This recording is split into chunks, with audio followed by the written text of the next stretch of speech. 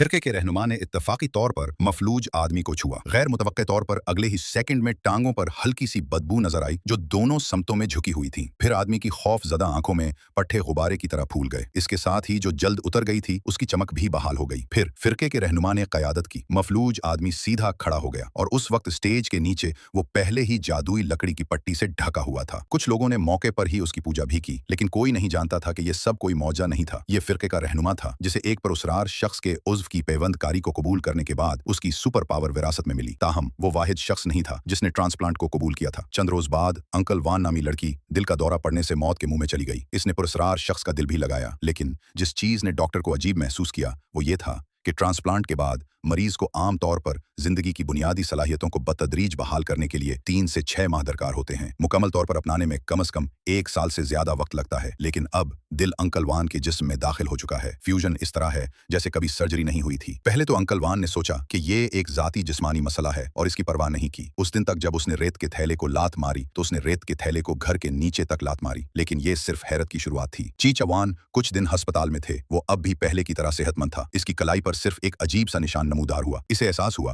कि शायद उसने अपनी सुपर पावर को जगा दिया है, क्योंकि वो फौज के हाथों पकड़े जाने से डरता था। इसलिए उसने टेस्ट को अलग करने के लिए खुद को पकड़ लिया। चीचा वान को कुछ कहने की हिम्मत न हुई। इसे उम्मीद नहीं थी कि वो इत्तफाकन इसी निशान वाले किसी और से मिल जाएगा। मालूम हुआ कि उसने पुरस्कार शख्स के उज़ू की पेवंदकारी की थी। इसने ये भी शुबा जाहिर किया कि ये ट्रांसप्लांट इत्तफाकी नहीं था, क्योंकि 6 अफराद ऐसे हैं जिनकी पेवंदकारी की गई है। इनमें से हर एक में मुख्तलिफ आज़ा की सलाहियतें हैं और इस लाश का असल मालिक अस्पताल में मुर्दा स्कूल टीचर है। ये बहुत मुमकिन है कि वो उनके जिस्मों को कयामत की तैयारी के लिए इस्तेमाल कर रहा हो। जिंगलियाओ ने अभी तक इनका जवाब तलाश करने के लिए निकलने का इंतजार नहीं किया, लेकिन सुराख दरवाजे को खुद ही मिल गया।